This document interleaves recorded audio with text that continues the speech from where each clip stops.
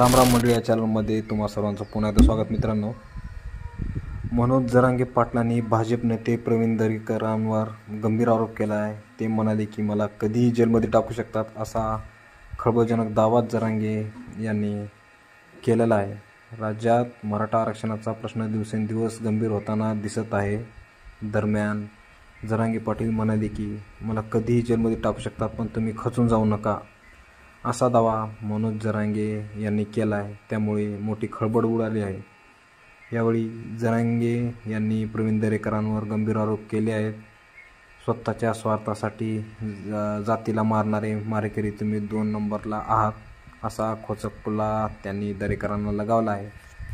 दरेकर, तुम्ही किती शातीर आहे, किती मारेकर आहे हे मला अंतर्वालीत बसून माहीत आहे, असं मनोज जरांगे पाटील म्हणाले. ते जालन्यातून माध्यमांशी संवाद साधत होते. त्यावेळी बोलताना जरांगे पाटलांनी सांगितले की माझ्या विरोधात अभियान 6 महिन्यांपासून सुरू केले.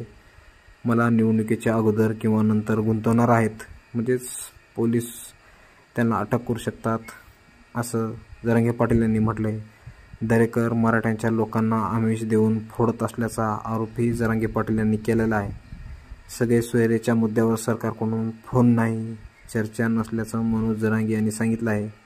भाजपमधल्या जवळपास 65 ते 79 लोकांना फटका बसणार असल्याचा इशारा देखील मनोज जरांगे पाटील यांनी दिला आहे.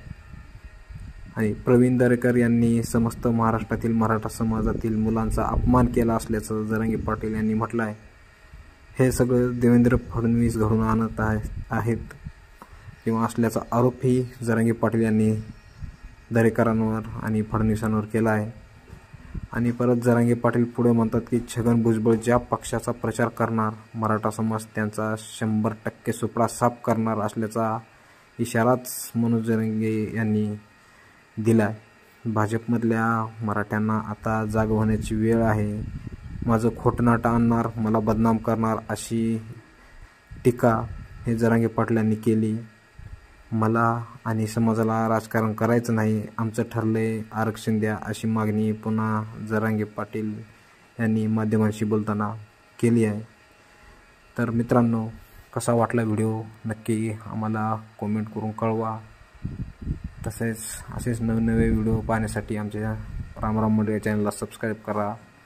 धन्यवाद. जय जवान, जय किसान, जय महाराष्ट्र, जय भारत. धन्यवाद.